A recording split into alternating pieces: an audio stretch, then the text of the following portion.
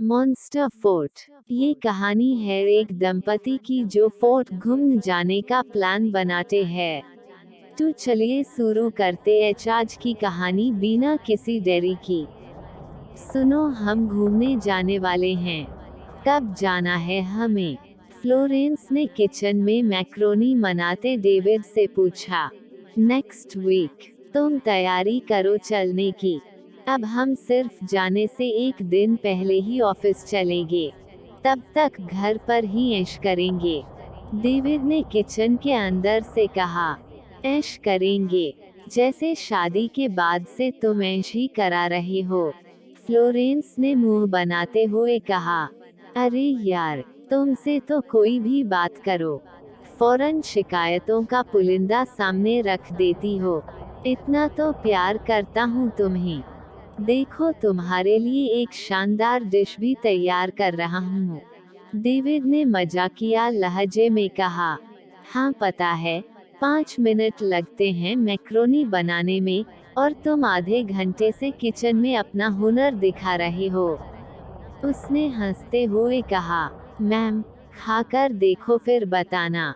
आज से पहले कभी इतनी स्पेशल मैक्रोनी नहीं खाई होगी। डेविड ने कटोरी में मैक्रोनी डालते हुए कहा। ओह, रियली अमेजिंग। फ्लोरेंस ने चम्मच से मैक्रोनी खाते हुए कहा। तुमने क्या एक्शन प्लान बनाया है वहाँ काम करने का? डेविड ने पूछा। तुम भी बैठो साथ में, तभी काम करेंगे इस पर, उसने जवाब दिया। अगले 4 दिन दोनों जाने की तैयारियों और एक्शन प्लान बनाने में लगे रहे। सिमरापुर का किला, नाम सुनकर ही सिहरन हो रही है, फ्लोरेंस ने कहा। क्यों? क्या कोई ऐसी बात पता चली है किले के बारे में? डेविड ने पूछा। हाँ, ग्रेटा का फोन आया था। बता रही थी कि वह भूतिया किला के नाम से मशहूर है, फ्लोरेंस ने बताया। अरे यार, जितने भी पुराने किले होते हैं ना, उनके बारे में यही अफवाहें उड़ाई जाती हैं। भूत प्रेत, हो, कुछ नहीं होता ऐसा, सब मन का वहम है, डेविड ने कहा। डेविड और फ्लोरेंस प्राचीन इतिहास विभाग में एसोसिएट प्रोफेसर थे। 2 महीने पहले ही उनकी शादी हुई थी। शादी से पहले दोनों 5 साल तक काफी अच्छे दोस्त रहे थे। अपने प्रोजेक्ट में अलग अलग लोकेशंस पर जाकर उनके बारे में कुछ नई जानकारियां इकट्ठा करना उनका शौक भी था। इस बार सिमरापुर जाने के लिए उन्होंने अपने हेड ऑफ डिपार्टमेंट से इजाजत ले ली थी। 3 दिन बाद दोनों अपना जरूरी सामान लेकर सफर पर निकल गए। 20 घंटे के बेहद थकान भरे सफर के बाद वह बस से एक जगह उतरे। आगे तांगा मिल जाएगा साहब, उसमें बैठ जाइएगा। यहाँ से बस 5 किलोमीटर ही दूर है सिमरापुर, कंडक्टर ने उनसे कहा। दोनों बस से उतरकर कंडक्टर की बताई दिशा में आगे बढ़ गए। उन्हें वहाँ कोई तांगा नहीं दिखाई दिया। दोनों पैदल ही चलने लगे। उबड़ खाबड़ रास्ते पर तकरीबन 2 किलोमीटर चलने के बाद उन्हें एक तांगा आता दिखाई दिया। वो उसे रोककर उसमें बैठ गए। क्यों भाई, क्या तुम इकलौते तांगे वाले हो? दूर दूर तक कोई तांगा दिखाई नहीं दिया, डेविड ने पूछा। बस 4 ही तांगे वाले हैं हुजूर। 2 तांगे इधर से गांव के लिए हैं और 2 गांव से सड़क तक आने के लिए, तांगे वाले ने जवाब दिया। गांव में कुल कितने घर हैं? कुल कितनी आबादी है गांव की? डेविड ने एक साथ 2 सवाल किए। बाबूजी, कुल मिलाकर 30 घर हैं और आबादी यही कोई 125। आपको किसके घर जाना है? तांगे वाले ने सवाल पूछते हुए कहा। हमें किसी के घर नहीं जाना, किले में जाना है, डेविड ने कहा। क्या? कहकर उसने घोड़े की लगाम तेजी से खींची। घोड़ा जोर से हिनहिनाकर रुक गया। अरे बाबूजी, फौरन तांगे से उतरो, मैं वहां नहीं ले जा सकता, उसने तांगे से दोनों को उतारते हुए कहा। लेकिन क्यों? फ्लोरेंस ने परेशान होते हुए पूछा। वहाँ कोई नहीं जाता। वहाँ भूतों का साया है। रात तो क्या, दिन में भी कोई उधर की तरफ नहीं देखता। तांगे वाले ने जवाब दिया। हम बहुत थके हुए हैं। हमसे चला नहीं जा रहा। प्लीज, हमें वहां तक छोड़ दो। फ्लोरेंस ने मिन्नतें करते हुए कहा। बाबूजी, मैं आपको गांव की सीमा तक छोड़ सकता हूँ, लेकिन आप लोग किले में न जाएं तो बेहतर है, वरना आपकी वजह से पूरा गांव खतरे में पड़ जाएगा। तांगे वाले ने कहा। क्या बात है? हमें पूरी बात तो बताओ। डेविड ने कहा। यह गांव के लोगों से ही पूछ लेना। मैं आपको वहां तक छोड़ देता हूँ, तांगे वाले ने जवाब दिया। उसने उन्हें एक पेड़ के नीचे उतार दिया। यहाँ से 500 कदम की दूरी पर वह गांव में मकान बने हैं। वहाँ से दक्षिण में 1.5 किलोमीटर की दूरी पर किला है। मैं आपसे एक बार फिर कहूँगा कि उधर मत जाना, वरना सबको परेशानी होगी, तांगे वाले ने रहस्यमयी ढंग से कहा। डेविड ने उसको तांगे का किराया दिया। तांगे से उतरकर दोनों आगे बढ़ गए। डेविड ने पीछे मुड़कर देखा। तांगे वाला गायब हो चुका था। वह चौंक गया। वहां से टहलते हुए दोनों लोग सिमरापुर पहुंच गए। दोपहर का 1 बजा था। सूरज की तपिश उनके दिमाग को पिघला रही थी। दोनों के जिस्म गर्मी की वजह से झुलस रहे थे। थोड़ा पानी दो यार, डेविड ने कहा। पानी खत्म हो गया है। यहाँ बहुत गर्मी है। दूर दूर तक कोई नल भी नहीं दिख रहा है। फ्लोरेंस ने उसे पानी की खाली बोतल दिखाते हुए कहा। गांव के किसी घर से पानी लेना पड़ेगा, डेविड ने कहा। उन्होंने एक दरवाजा खटखटाया। 12 साल का एक लड़का बाहर निकल कर आया। डेविड ने उससे पानी पीने के लिए मांगा। उसने पानी ला कर दिया। डेविड ने पानी पीने के बाद बर्तन फ्लोरेंस को दे दिया। फ्लोरेंस ने पानी पीने के लिए उसमें जैसे ही मुंह लगाया, उसे पानी में अपना बिगड़ा हुआ चेहरा दिखाई दिया। फ्लोरेंस ने झटके से बर्तन को दूर फेंक दिया। क्या हुआ? डेविड ने घबराकर पूछा। कुछ था उसमें, फ्लोरेंस ने हकलाते हुए जवाब दिया। लड़के ने दोबारा उसकी बोतल में पानी ला कर दिया। पानी पीकर दोनों अभी बैठे ही थे कि उन्हें मैदान में पेड़ों के साए में 4 तांगे खड़े हुए दिखाई दिए। डेविड दौड़कर उनके पास पहुंचा। गांव में कितने लोग तांगा चलाते हैं? डेविड ने पूछा। हम 4 लोग ही हैं, तांगे वाले सुरेश ने जवाब दिया। अभी हम बस से उतरे तो तुम में से कोई वहां सड़क पर था, डेविड ने सवाल किया। बाबूजी, बहुत गर्मी हो रही है। इतनी धूप में हमारे गांव में कोई नहीं आता। जिसे भी गांव से जाना या गांव में आना होता है, वह सुबह और शाम में ही आता है, दूसरे तांगे वाले राजू ने कहा।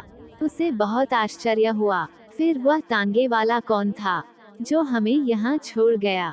उसने सोचा। आप गांव में किसके यहाँ आए हो? सुरेश ने पूछा। किसी के यहाँ नहीं, हम किले जाने के लिए आए हैं, डेविड ने कहा। किले का नाम सुनकर चारों ने अपने कानों पर हाथ रख लिए। बाबूजी, वहाँ तो भूल कर भी ना जाना। वहाँ आत्माओं का वास है। जो भी वहाँ गया, वापस लौटकर नहीं आया, तांगे वाले बाबूलाल ने कहा। सब बकवास है। आत्मा किले में होती तो वहीं क्यों रहती? वह बाहर निकलकर गांव में क्यों नहीं आती? डेविड ने सवाल किया। उन्हें वहां देखकर 2-3 गांव वाले भी आ गए। मेरे दादाजी ने बताया था कि 50 साल पहले चर्च के प्रीस्ट वर्गीस ने किले के चारों तरफ हिसार खींच दिया था, जिस कारण आत्माएं उसे पार करके गांव में नहीं आ सकती, तांगे वाले जाफर ने कहा। कोरी गप है यह, हम वहां जा रहे हैं। 2 दिन बाद वहां का रहस्य भी तुम्हें बता देंगे, डेविड ने कहा। हम झूठ नहीं कह रहे हैं। भगवान न करे अगर कुछ हो गया तो कोई बचाने भी नहीं आएगा, एक बूढ़े गांव वाले ने कहा। अगर झूठ समझते हो तो चर्च में फादर से पूछ लो, दूसरे ने कहा। क्या वह फादर अभी तक जिंदा है? डेविड ने हैरत से पूछा। नहीं, यह वह फादर नहीं है। यह उनके बेटे हैं, पीटर वर्गीस, जो अब चर्च के प्रीस्ट हैं। सुरेश ने कहा, क्या इस गांव में कुछ ईसाई भी रहते हैं? डेविड ने पूछा। नहीं, अब कोई नहीं रहता। पहले रहते थे। जब देश आजाद हुआ और अंग्रेज देश छोड़कर चले गए, तब यहाँ से भी सब चले गए। जाफर ने जवाब दिया। अच्छा, अब हम किले में जा रहे हैं, कहकर डेविड और फ्लोरेंस किले की ओर जाने लगे। अमावस की रात में किला पिशाच बन जाता है और कल अमावस है। मेरी मानो तो वहाँ न जाना ही बेहतर है, बूढ़े गांव वाले ने टोका। उसकी बात को अनसुना करके दोनों हिसार को पार करके किले तक पहुँच गए। वाह, कितना शानदार किला है, न देखा न कभी सुना, फ्लोरेंस ने मुस्कुराते हुए कहा। इसके साथ मेरे कुछ फोटो लो, डेविड ने कहा। फ्लोरेंस ने अपने मोबाइल से किले के साथ डेविड की कई तस्वीरें खींची। वह सब बहुत सुंदर आई। डेविड ने फ्लोरेंस के कहने पर उसकी भी कई तस्वीरें खींची, लेकिन सभी तस्वीरों में उसका चेहरा खराब आया। तुम्हें तो फोटो खींचना भी नहीं आता, सारी तस्वीरों में मेरा चेहरा बिगाड़ दिया, फ्लोरेंस ने नाराज होते हुए कहा। दोनों किले के अंदर पहुंच गए। धूल और गंदगी के अलावा उन्हें कोई ऐसी चीज नजर नहीं आई जिससे उन्हें डर लगता। लोग बेकार ही आने से डरते हैं, यहाँ ऐसा कुछ भी नहीं है, फ्लोरेंस ने अहाते को साफ करके बिस्तर लगाते हुए कहा। किले के बाईं ओर एक बहुत बड़ा बाग था, जिसमें बहुत सारे पेड़ लगे थे। कुछ पेड़ बीच बीच में बेतरतीब उगाए थे, जिस कारण उसकी खूबसूरती कम हो गई थी। वह बाग कम और जंगल ज्यादा लग रहा था। शाम होते ही उन्होंने इमरजेंसी लाइट ऑन कर दी, जिससे कुछ रोशनी हो गई। दोनों टहलने के लिए बाग में निकल आए। पेड़ों पर जुगनू की रोशनी में ऐसा लग रहा था जैसे हजारों सितारे जमीन पर उतर आए हों। दूर दूर तक सिर्फ और सिर्फ सन्नाटा था। झींगुर और सियार की आवाजें उस सन्नाटे को तोड़ रही थीं। कुछ देर के बाद वह आकर बिस्तर पर लेट गए। दिन भर की थकान से उन्हें जल्दी ही नींद आ गई। रात के किसी पहर कुछ आवाजों से डेविड की नींद टूटी। उसने देखा कुछ दूरी पर फ्लोरेंस उसकी ओर पीठ किए बैठी कुछ खा रही थी। वो उसके पास गया। क्या हुआ, इतनी रात में भूख लगाई क्या, कहते हुए उसने फ्लोरेंस उसके कंधे पर हाथ रखा। अचानक एक झटके से वो कई फीट दूर जा गिरा। उसने देखा फ्लोरेंस ने एक नेवले को पकड़कर उसका मुंह अपने दांतों के बीच दबाकर उखाड़ दिया और उसे चबाने लगी। दूसरे नेवले की गर्दन को उसने हाथ में कसकर पकड़ रखा था। उसका पूरा मुंह खून से सना था। एक नेवले को कच्चा चबाने के बाद उसने दूसरे के साथ भी वही किया।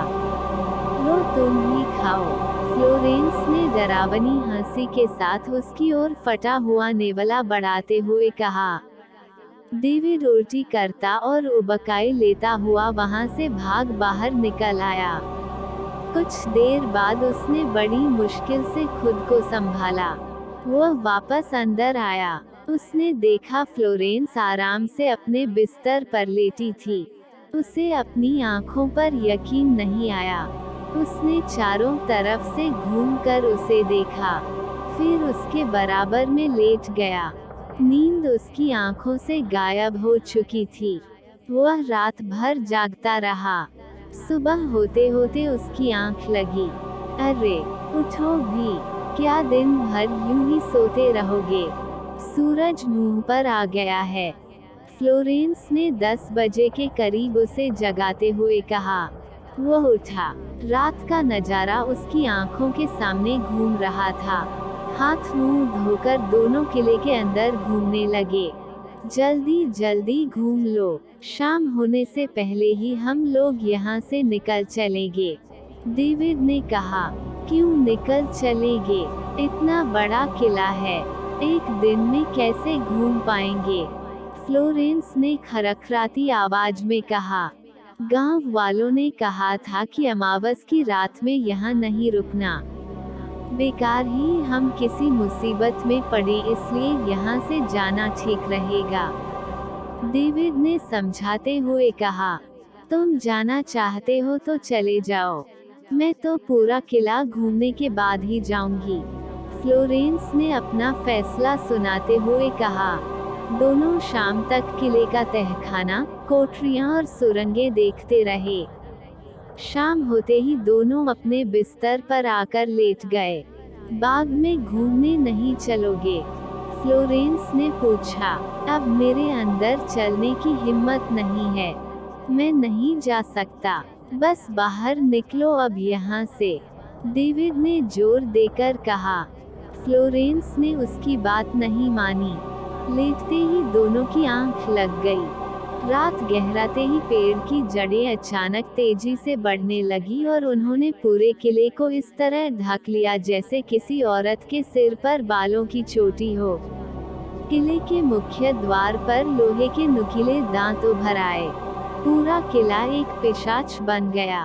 किले की छत से खून रिसने लगा। अचानक फ्लोरेंस का पूरा जिस्म थरथराने लगा। उसने डेविड के पैर पकड़कर तेजी से घुमाकर दूर फेंका। उसका सिर किले की दीवार से टकराया। वो लड़खड़ाता हुआ उठा। उसने देखा फ्लोरेंस की आंखें लाल हो गई थीं। उसकी आंखों के किनारों और मुंह से खून टपक रहा था। वो भयानक आवाजें निकल रही थीं। डेविड डरकर चीखता हुआ किले की सीढ़ियां चढ़कर ऊपर की तरफ भागा। फ्लोरेंस का जिस्म हवा में उड़ता हुआ उसके पीछे पीछे किले छत पर पहुंच गया। उसने डेविड के बाल पकड़कर सीढ़ियों से नीचे धक्का दे दिया। वह सीढ़ियों से लुढ़कता हुआ नीचे आ गिरा। फ्लोरेंस उल्टी लेटकर सीढ़ियां उतरने लगी। उसका मुंह खून उबाल रहा था। डेविड किले के मेन गेट की तरफ भागा। किले का गेट किसी राक्षस के मुंह की तरह बंद होने लगा। पेड़ों की जड़ें उसके पैरों से लिपट गई और उसे चीरने लगी। फ्लोरेंस भयानक अट्टहास करती हुई उसके सामने आकर खड़ी हो गई। उसने डेविड की गर्दन पकड़कर खींचा। जड़ों की पकड़ उस पर ढीली हो गई। उसने डेविड को हवा में उछाल दिया। ओ जीसस, सेव अस! अचानक उसके मुंह से निकला। फ्लोरेंस के उछालने से वह गेट के पास आकर गिरा। गॉड का नाम लेकर वह किले से निकलकर चर्च की ओर बेतहाशा भागा। उसके जहन में बूढ़े गांव वाले की बात घूम रही थी, लौटकर गांव में मत आना। यहाँ कोई तुम्हारी मदद नहीं करेगा। Father, father! चर्च के गेट पर पहुंचकर उसने प्रीस्ट को चीखकर आवाज दी। क्या हुआ? प्रीस्ट ने बाहर निकलकर उससे पूछा। उसने बिना रुके उन्हें पूरी बात बताई। वो बहुत जिद्दी आत्मा है। उसका शरीर आसानी से नहीं छोड़ेगी। प्रीस्ट ने कहा। कुछ करिए फादर, इस वक्त आपके अलावा उसे कोई नहीं बचा सकता। डेविड ने गिड़गिड़ाते हुए कहा। उसको शरीर से बाहर निकालने के लिए कुछ तैयारी करनी पड़ेगी। प्रीस्ट ने कहा। वह आत्मा है किसकी? डेविड ने पूछा। प्रीस्ट तैयारी करने के दौरान बताने लगे, लगभग 250 साल पहले जब अंग्रेजों ने हिंदुस्तान पर हुकूमत की, उस वक्त लॉर्ड राजेल को 21 गांव देकर यहाँ का वायसराय बनाया। राजेल और उसकी पत्नी जेनिफर बहुत हमदर्द थे। वे लोगों की मदद करते थे। गांव वाले उन्हें भगवान की तरह पूजते थे। जेनिफर के भाई आजेर को यह बात पसंद नहीं थी। वो खुद वायसराय बनना चाहता था। एक रात उसने धोखे से राजेल की हत्या कर दी। वो खुद तानाशाह बन बैठा। जेनिफर को अपने भाई की इस हरकत का बहुत दुख हुआ। उसने अपने बेटे हारिस को शस्त्र शास्त्र में निपुण किया। आजेर की एक प्रेमिका थी क्रिस्टीन। वो उसको मल्लिका बनाने का ख्वाब दिखाता था। हारिस ने एक युद्ध में आजेर को मारकर गद्दी वापस ले ली। आजेर के मरने के बाद क्रिस्टीन का ख्वाब अधूरा रह गया। उसने आत्महत्या कर ली।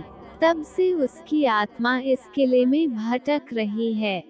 सुना है किले के बाहर हिसार आपके पापा ने खींचा था, डेविड ने पूछा। हाँ, गांव वालों को आत्मा के आतंक से बचाने के लिए उन्होंने ही हिसार खींचा था।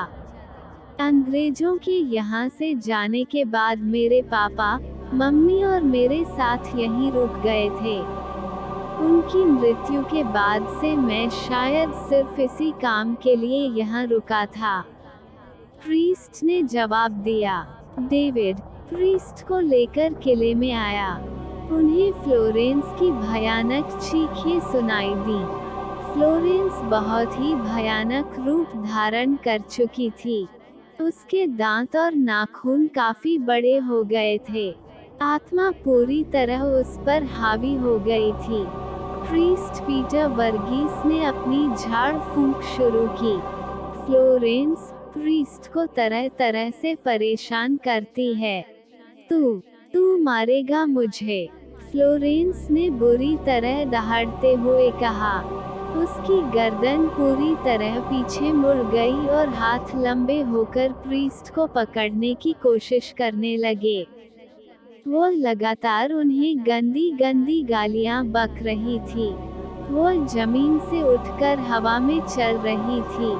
प्रीस्ट उसे शांत करने की कोशिश में लगे रहे। उनकी झाड़ फूंक से आत्मा कुछ देर के लिए शांत हुई, लेकिन थोड़ी देर के बाद ही उग्र रूप धारण कर लिया। उसके जिस्म की खाल फटने लगी। पीटर वर्गीस उसे देखकर गुस्से में आ गए। उन्होंने फ्लोरेंस को बचाने के लिए शैतान आत्मा को उसका जिस्म छोड़कर अपने जिस्म में आने के लिए कहा। यह तावीज़ उसके गले में डाल देना, प्रीस्ट ने डेविड को तावीज़ देते हुए कहा। जैसे ही तावीज़ फ्लोरेंस के गले में पड़ा, आत्मा फ्लोरेंस के जिस्म को छोड़कर प्रीस्ट के जिस्म में आ गई। वो किले की छत पर जाकर नीचे कूद गए। प्रीस्ट ने उस आत्मा को कंट्रोल करते हुए अपनी जिंदगी बलिदान कर दी। डेविड दौड़कर उनकी बॉडी के पास आया। प्रीस्ट के बलिदान की वजह से आत्मा फ्लोरेंस के जिस्म को छोड़कर चली गई। वो बिल्कुल नॉर्मल हो गई। उसे पिछली कोई बात याद नहीं रही। पूरे गांव ने मिलकर नम आंखों से पीटर वर्गीस का अंतिम संस्कार किया। किला अब उस आत्मा के शाप से मुक्त हो चुका था। शायद इसी काम को अंजाम देने के लिए ही फादर आज तक यहाँ रुके थे। एक बूढ़े गांव वाले ने उदास होकर कहा। डेविड और फ्लोरेंस दुखी मन से वापस घर के लिए रवाना हो गए। दोस्तों, तो ये थी अजय की कहानी। अगर आप ऐसे ही भूतों की सच्ची कहानी सुनते रहना चाहते हैं तो हमारे चैनल को सब्सक्राइब जरूर कीजिएगा। वीडियो को शेयर करें। धन्यवाद।